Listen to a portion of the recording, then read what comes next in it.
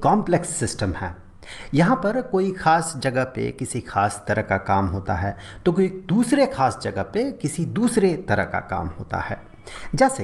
जैसे कि हम जो खाना खाते हैं वो डाइजेस्टिव सिस्टम से पार होता है, और ये डाइजेस्टिव सिस्टम ही जो न्यूट्रिएंट्स होता है खाने में उसे अब्जॉर्ब करता है।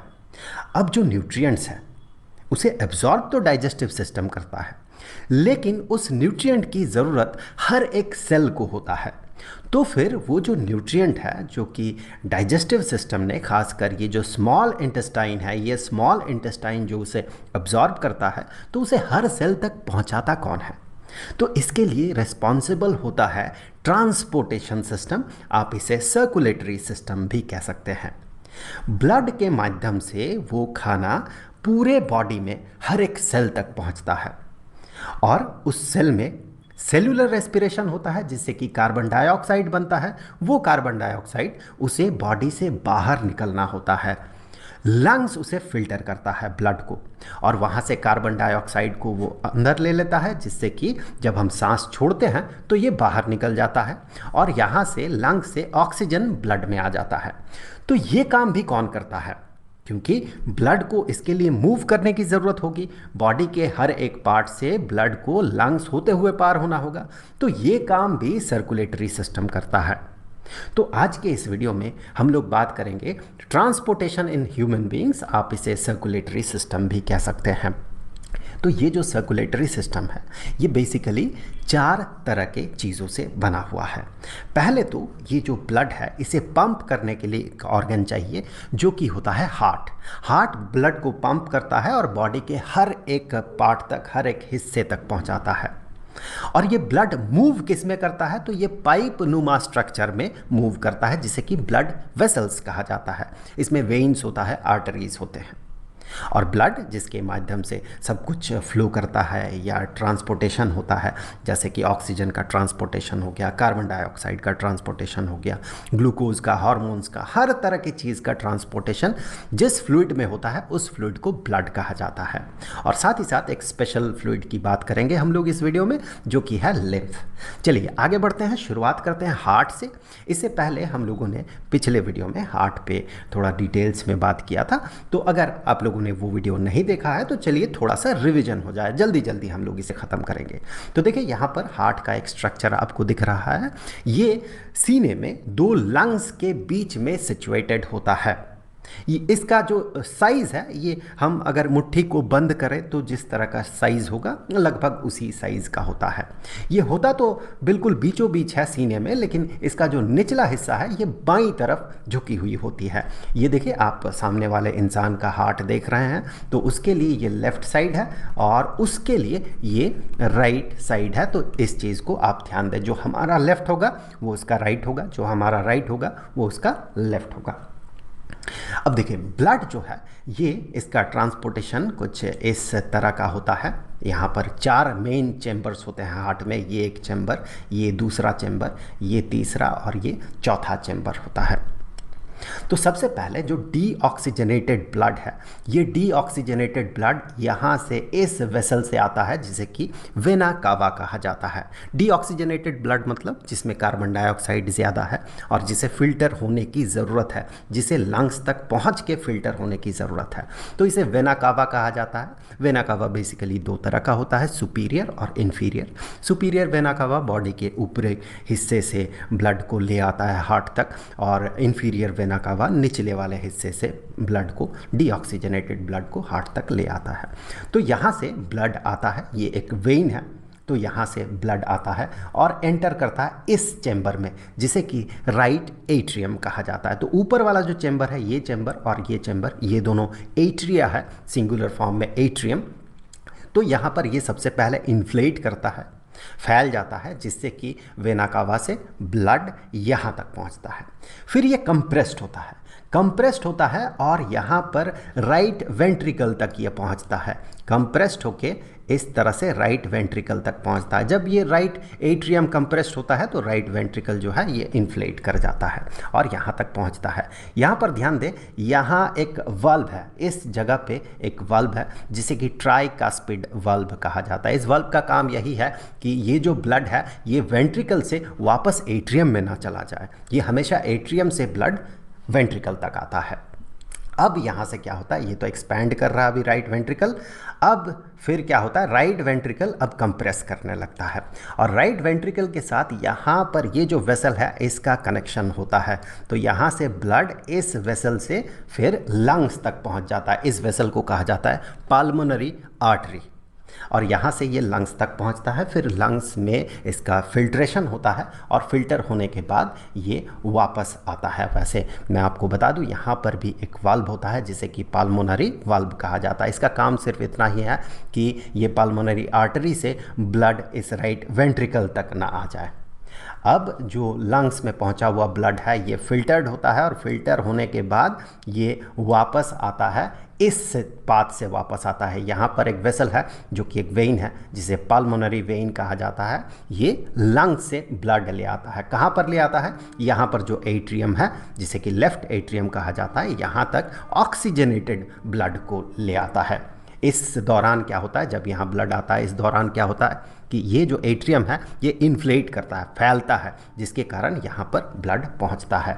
फिर इसका होता है कॉन्ट्रैक्शन और कॉन्ट्रैक्शन होने के दौरान ये इस वेंट्रिकल तक पहुँचता है। यहाँ पर ये लेफ्ट वेंट्रिकल है, ये निचला वाला जो चैम्बर है लेफ्ट साइड में, ये लेफ्ट वेंट्रिकल है, यहाँ तक ये पहुँचता है। ध्यान दें, यहाँ पर भी एक वाल्व है जिस वाल्व को कहा जाता है माइट्रल वाल्व। इसका भी उसी तरह का काम है कि एट्रियम से blood, oxygenated blood left ventricle तक पहुँचे, वेंट्रिकल से एट्रियम तक ना जाए। अब यहाँ से ये तो इन्फ्लेट कर रहा है, इस समय वेंट्रिकल जो है इन्फ्लेट कर रहा है और एट्रियम कॉन्ट्रैक्ट कर रहा है, जिसके कारण ब्लड जो है एट्रियम से वेंट्रिकल तक पहुँचा। अब वेंट्रिकल करेगा कॉन्ट्रैक्ट। वेंट्रिकल जब कॉन्ट्रैक्ट करेगा तो इसके साथ कनेक्शन है यहाँ पर इस वेसल का जिसे कि एओर्टा कहा जाता है। इस एओर्टा से ऑक्सीजनेटेड ब्लड बाहर निकलता है। आगे एओर्टा में अलग अलग चैनल्स है जिससे कि बॉडी के हर एक पार्ट तक ब्लड पहुँच पाता है। तो यहाँ पर भी जो है यहाँ पर भी एक वाल्व है जिसे कि एओर्टिक वाल्व कहा जाता है। यहाँ पर ध्यान देने वाली बात यह है कि इंसानों के शरीर में जो मैमल्स हैं उनके शरीर में और बर्ड्स मतलब पंछियों के शरीर में जो हार्ट है उसमें 4 डिस्टिंक्ट चैम्बर्स होते हैं। तो यहाँ पर ये जो 2 वेंट्रिकल्स हैं, इन 2 वेंट्रिकल्स को सेपरेट करता है ये एक वॉल, मोटा सा वॉल जिसे कि सेप्टम कहा जाता है, ताकि डीऑक्सीजनेटेड ब्लड राइट वेंट्रिकल का और ऑक्सीजनेटेड ब्लड लेफ्ट वेंट्रिकल का ये दोनों एक दूसरे के साथ मिक्स ना हो जाए। इसके लिए 4 डिस्टिंक्ट चैम्बर्स हैं। अब देखिए, ये तो हार्ट का स्ट्रक्चर था। अब यहाँ से आगे बढ़ते हैं। 4 चैम्बर वाला जो हार्ट्स है ये नॉर्मली बर्ड्स में देखा जाता है, मैमल्स में देखा जाता है। ऐसा क्यों होता है? थोड़ी देर पहले हम लोगों ने बात किया था कि ऑक्सीजनेटेड ब्लड और डीऑक्सीजनेटेड ब्लड एक दूसरे के साथ मिक्स ना हो जाए। अब ब्लड चूँकि मिक्स नहीं होता है, जबकि 3 चैम्बर हार्ट जो है जैसे कि मेंढक में दिखता है जो, और सांप में जिस तरह का हार्ट दिखता है वहाँ पर 3 चैम्बर हार्ट होता है, वहाँ पर ऑक्सीजनेटेड और डीऑक्सीजनेटेड ब्लड मिक्सअप हो जाता है। यहाँ क्या होता है, 4 चैम्बर हार्ट में ये मिक्सअप नहीं होता है, जिसके कारण कि पूरी तरह से ऑक्सीजनेटेड ब्लड, ज़्यादा से ज़्यादा ऑक्सीजनेटेड ब्लड हमारे आर्टरी के थ्रू पूरे बॉडी में फैलता है। अब ज़्यादा ऑक्सीजनेटेड ब्लड मतलब ज़्यादा सेल्यूलर रेस्पिरेशन होगा, ज़्यादा सेल्यूलर रेस्पिरेशन मतलब ज़्यादा से ज़्यादा एनर्जी इवॉल्व होगा। तो इसके कारण क्या होता है कि इनका जो शरीर होता है ये अपना टेम्परेचर को मेंटेन कर पाता है। ये एटमॉस्फेयर के टेम्परेचर में उतना ज़्यादा डिपेंड नहीं करता है, खुद हीट जनरेट कर पाता है बहुत ज़्यादा, और ये बहुत एनर्जेटिक होता है। ये सारे एनिमल्स जो है, खासकर मैमल्स और बर्ड्स, जिनमें 4 चैम्बर हार्ट होता है। अब जैसे कि हम बात कर रहे हैं 3 चैम्बर हार्ट भी होता है जो कि मेंढक में दिखता है, सांप में दिखता है।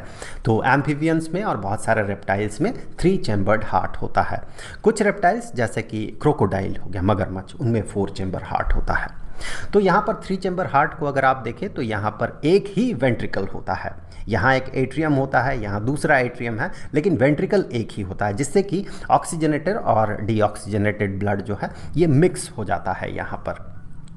तो इसीलिए इनका एफिशिएंसी जो है, बॉडी का एफिशिएंसी या एनर्जी क्रिएट करना जो है बॉडी में, वो थोड़ा सा रिलेटिवली कम होता है, जिसके कारण ये अपना बॉडी टेम्परेचर को उतना ज़्यादा मेंटेन नहीं कर पाता है। और इसका जो बॉडी टेम्परेचर है ये एनवायरनमेंट पे डिपेंड करता है। इसीलिए आप देखेंगे सांप जो है जाड़े के मौसम में नहीं दिखता है, ये बिल में जाके छिप जाता है, क्योंकि जाड़े में ये अगर बाहर निकलेगा तो इसका पूरा बॉडी जो है ये ठंडा हो जाएगा और ये मर जाएगा, क्योंकि इसके पास 3 चैम्बर हार्ट है जिसमें कि ऑक्सीजनेटेड और डीऑक्सीजनेटेड ब्लड जो है मिक्स अप हो जाता है। तो ये ब्लड जो है जो बॉडी में सर्कुलेट कर रहा है, सेल तक पहुंच रहा है, उसमें उतना ऑक्सीजन नहीं होता कि सेलुलर रेस्पिरेशन के दौरान बहुत ज़्यादा एनर्जी वो इवॉल्व कर सके और बॉडी टेम्परेचर को मेंटेन कर सके। अब देखिए 2 चैम्बर हार्ट भी होता है जो कि मछलियों में दिखता है। इसमें सिर्फ 2 चैम्बर होता है। यहाँ पर देखिए एट्रियम है और यहाँ पर वेंट्रिकल है। ये सीधे यहाँ से एट्रियम होते हुए आता है, वेन से एट्रियम होते हुए आता है और वेंट्रिकल से पंप्ड होके ये सीधा बाहर निकल जाता है। इसका प्रोसेस यही है कि ब्लड जो है ये हार्ट पंप करता है ब्लड को और गिल्स तक भेजता है, जहाँ पर वहाँ ऑक्सीजनेशन होता है, मतलब कार्बन डाइऑक्साइड बाहर निकल जाता है। यहाँ पर आपको मछली का गिल दिख रहा है, तो यहाँ पर ऑक्सीजनेशन होता है, कार्बन डाइऑक्साइड बाहर निकल जाता है, ऑक्सीजन जो है ये एब्जॉर्ब्ड हो जाता है और यहाँ से डायरेक्टली पूरे बॉडी में ये फैल जाता है। ये ब्लड पूरे बॉडी में फैलता है।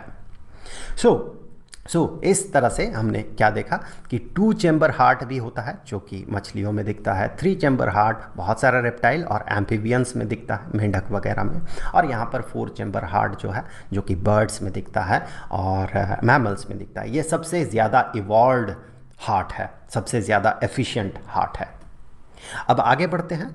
हार्ट जो ब्लड को पंप करेगा वो जिस पाइप नुमा स्ट्रक्चर से पार होता है, पाइप नुमा स्ट्रक्चर को हम वेसल कहेंगे, जिन वेसल से पार होता है उनमें होता है आर्टरीज और वेन्स। आर्टरी क्या करता है, वो वेसल जो कि हार्ट से बॉडी तक ब्लड को ले जाता है, उस तरह के वेसल्स को आर्टरी कहा जाता है। और जो बॉडी के अलग अलग हिस्से से हार्ट तक ब्लड को ले आता है उसे वेन कहा जाता है। तो यहाँ पर आर्टरी जो है, आर्टरी ब्लड को हार्ट से दूर ले जाता है, अलग अलग ऑर्गन तक पहुँचता है। और चूंकि हार्ट में प्रेशर क्रिएट होता है, उस प्रेशर के कारण इस आर्टरी से ब्लड का फ्लो होता है, इसीलिए उस प्रेशर को विथस्टैंड करने के लिए आर्टरी का जो वॉल होता है वो बड़ा ही थिक होता है, मोटा वॉल होता है। आप यहाँ पर देखें आर्टरी का वॉल, आप देखें यहाँ पर, और यहाँ वेन का वॉल देखें, आप दोनों में कंपेयर करेंगे तो आप पाएंगे आर्टरी का वॉल जो है ये मोटा है, क्योंकि इसे बहुत ज़्यादा प्रेशर विथस्टैंड करना पड़ता है। और वेन्स क्या करता है, ये हार्ट तक बॉडी के अलग अलग पार्ट से ब्लड को ले आता है। इनका वॉल जो है इतना थिक नहीं होता क्योंकि इसे बहुत ज़्यादा प्रेशर विथस्टैंड करने की ज़रूरत नहीं होती है, बल्कि इसमें वाल्व होता है जो कि आर्टरी में नहीं होता है। यहाँ पर आप देखें आपको वाल्व दिखेगा। वाल्व क्या करता है, एक ही डायरेक्शन में ब्लड को फ्लो होने देता है, मतलब ब्लड जो वेन में फ्लो करेगा ये वाल्व उस डायरेक्शन में खुलेगा जिस डायरेक्शन में हार्ट सिचुएटेड है, मतलब इस डायरेक्शन में हार्ट सिचुएटेड है और ब्लड हमेशा इसी डायरेक्शन में, हार्ट के डायरेक्शन में ही फ्लो करेगा, वापस पीछे की तरफ ना चले जाए, इसीलिए यहाँ पर वेन होता है। ब्लड वेसल्स, अगर आप आर्टरी को देखें तो एक और तरह का ब्लड वेसल भी है, वैसे आर्टरी और वेन ही है, उसका जस्ट नाम दिया गया, वो इतना पतला हो गया कि उसे दूसरा नाम दिया गया है। जब ये जो आर्टरी है ये जितना बॉडी के अंदरूनी हिस्से तक जाता है वो उतना आगे चल के उतना पतला होते जाता है, ब्रांचेस में टूटता है। देखिए यहाँ पर अलग अलग ब्रांचेस में टूटा, फिर ये आगे ब्रांचेस में टूटता है। इस तरह से ब्रांचेस में टूटते टूटते टूटते टूटते ये बहुत पतला हो जाता है, इतना पतला हो जाता है कि इसका जो वॉल है, इस वॉल का थिकनेस एक सेल का हो जाता है, सिंगल सेल थिक वॉल इसका होता है, उसे कैपिलरी नाम दिया गया है। तो यहाँ पर आप कैपिलरीज देख रहे हैं, बहुत पतला वेसल, ब्लड वेसल। अब यही कैपिलरी जो है ये अलग अलग सेल तक पहुंचता है और वहाँ से फिर ये जॉइन होता है और जॉइन होके ये वेन बनता है और ब्लड को ये वापस हार्ट तक ले जाता है। तो जो फ्लो करता है इन वेसल्स में वो होता है ब्लड, और ये ब्लड जो है ये एक ऐसा बॉडी फ्लूइड है जो कि सर्कुलरी सिस्टम के लिए बहुत ज़्यादा नेसेसरी है, और वही सब कुछ सर्कुलेट कर रहा है, वही हर चीज़ को कैरी करके ले जा रहा है, ऑक्सीजन को कैरी कर रहा है, न्यूट्रिएंट्स को कैरी कर रहा है, और सेल में जो वेस्ट प्रोडक्ट बनता है, कार्बन डाइऑक्साइड बनता है, उसको वापस से स्पेशल ऑर्गन तक ले जाता है। तो ये काम कौन करता है मेनली, इन सब चीज़ों को डिज़ोल्व करके कैरी कौन करता है, ये करता है ब्लड। ब्लड एक तरह का फ्लूइड है। ब्लड बेसिकली दो तरह के चीज़ों से बना हुआ होता है। एक को ब्लड प्लाज्मा कहा जाता है जो कि फ्लूइड काइंड ऑफ फ्लूइड जैसा है, और दूसरे को ब्लड सेल्स कहा जाता है। इस प्लाज्मा में ही ब्लड सेल्स, अलग अलग तरह के ब्लड सेल्स जैसे कि red blood cells, white blood cells, platelets, ये सब इसी प्लाज्मा में डिजॉल्व होता है। प्लाज्मा को हम दो कैटेगरी में कैटेगराइज कर सकते हैं। एक तो ब्लड फ्लूइड है, पूरी तरह से जो फ्लूइड है वो ब्लड फ्लूइड जो कि प्लाज्मा का 55% होता है, और बाकी जो है उसमें डिजॉल्व होता है, प्रोटीन होता है, कार्बन डाइऑक्साइड होता है, ग्लूकोज होता है, मिनरल आयंस बहुत सारे होते हैं, हार्मोन्स होते हैं, और भी तरह तरह की चीज़ें होती हैं। अब ये ब्लड फ्लूइड जो है ये मोस्टली पानी होता है, लगभग इसका 92% पानी होता है। अब आते हैं वापस इन ब्लड सेल्स पे। ब्लड सेल्स को मेनली तीन कैटेगरी में कैटेगराइज किया जा सकता है। रेड ब्लड सेल या red blood corpuscles, white blood cells या वाइट ब्लड कॉर्पसल्स, और प्लेटलेट्स। चलिए एक एक करके देखते हैं। वाइट ब्लड सेल जिसका कि मेन काम है, इसमें हीमोग्लोबिन होता है, इसका मेन काम जो होता है ये ऑक्सीजन को कैरी करना होता है। सो इसका मेन काम है ऑक्सीजन डिलीवरी, बॉडी के अलग अलग टिश्यू तक ऑक्सीजन को ये डिलीवर करता है। कैसे करता है, इसका जो साइटोप्लाज्म है, इस साइटोप्लाज्म में क्या रहता है, हीमोग्लोबिन रहता है। हीमोग्लोबिन एक बायोमॉलिक्यूल है जिसमें कि आयरन होता है, और ये ऑक्सीजन को अपने साथ बाइंड कर सकता है। हर एक रेड ब्लड सेल में लगभग 27 करोड़ हीमोग्लोबिन मॉलिक्यूल होता है। अब ये तो रेड ब्लड सेल था जिसका मेन काम है ऑक्सीजन को कैरी करना। अब आते हैं वाइट ब्लड सेल जो कि हमारा वॉरियर सेल होता है। ये हमारे बॉडी को अलग अलग इन्फेक्शस डिजीज़ से, मतलब पैथोजन से ये प्रोटेक्ट करता है। इसमें दो तरह के, हम मेनली कह सकते हैं दो तरह के सेल्स होते हैं। एक तो माइलॉइड सेल्स जिसे कि माइलोसाइट्स कहा जाता है, और लिम्फॉइड सेल्स जिसे कि लिम्फोसाइट्स कहा जाता है। तो इसके भी अलग अलग टाइप्स हैं, बहुत अलग अलग तरह के सेल्स हैं। इसका नाम आपको यहाँ पर मिल जाएगा। ये जो लिम्फॉइड सेल्स है, टी सेल, बी सेल, इनमें कुछ मेमोरी सेल्स भी होता है। जैसे हम कभी बीमार पड़ते हैं तो दूसरी बार बीमार पड़ने का चांसेस हमारे लिए थोड़ा कम हो जाता है, क्योंकि हमारे जो भी पैथोजेंस अंदर गया था उसके खिलाफ लड़ते हुए जो भी मेमोरी फॉर्म होता है, वो मेमोरी टी सेल और बी सेल, या टी मेमोरी सेल और बी मेमोरी सेल उसे कंटेन करता है, जिससे कि आगे जब उस तरह का पैथोजन अंदर जाता है तो वो इमीडिएटली टी सेल और बी सेल एक्टिवेट हो जाता है, और जो भी ज़रूरी वॉरियर सेल्स होता है उनको वो क्रिएट कर पाता है। अब लास्ट जो पार्ट है ब्लड सेल्स का, जो लास्ट पार्ट है वो है प्लेटलेट। प्लेटलेट का मेन काम जो है ये ब्लड क्लॉटिंग करना है। हम जब कहीं पर हम चोटिल हो जाते हैं और खून निकलने लगता है तो थोड़ी देर में ब्लड जो है वहाँ पर उसका थक्का जम जाता है, मतलब वो क्लॉट कर जाता है। इस क्लॉटिंग का जो मेन रिस्पॉन्सिबल जो पार्ट है वो है प्लेटलेट, जो कि क्लॉटिंग के लिए रिस्पॉन्सिबल होता है। तो ये तो ब्लड के बारे में हम बात कर रहे थे। एक और तरह का फ्लूइड होता है जिसे कि लिम्फ कहा जाता है, इसे टिश्यू फ्लूइड भी कहा जाता है। तो कैपिलरीज के वॉल्स में जो पोर्स होते हैं, छेद होते हैं, उन छेद से कुछ प्लाज्मा का कुछ अमाउंट और कुछ प्रोटीन और कुछ ब्लड सेल जो है उस छेद से एस्केप कर जाता है, और इंटरसेल्यूलर जो स्पेस है, उस इंटरसेल्यूलर मतलब बहुत सारे सेल्स के बीच का जो स्पेस होगा उसे इंटरसेल्यूलर स्पेस कहा जाएगा, उस स्पेस तक पहुंच जाता है। इसी फ्लूइड को लिम्फ या टिश्यू फ्लूइड कहा जाता है। ये प्लाज्मा जैसा ही है लेकिन ये कलरलेस होता है, और साथ ही साथ इसमें प्लाज्मा के कंपैरिजन में थोड़ा कम प्रोटीन होता है।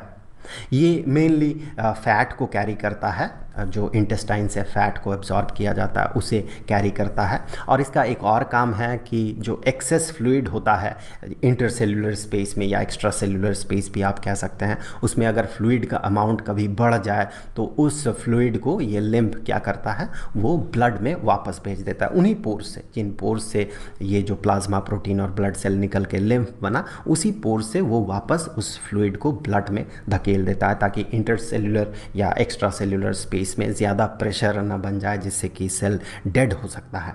सो ये प्रेशर इसे मेंटेन करने के लिए वापस से ये भेज देता है ब्लड में। तो ये लिम्फ का जो काम है वो ये था। अब हम लोग अगले वीडियो में, इस वीडियो में तो हम लोग ट्रांसपोर्टेशन इन ह्यूमन बींग्स देखा, अब अगले वीडियो में हम लोग ट्रांसपोर्टेशन इन प्लांट्स पे बात करेंगे। तो पूरा जो प्लेलिस्ट है स्टैंडर्ड 10th के लिए लाइफ प्रोसेसेस चैप्टर का, उसका लिंक आपको नीचे डिस्क्रिप्शन बॉक्स में मिल जाएगा। तो मिलेंगे अगले वीडियो में, तब तक के लिए खुश रहें। Good bye.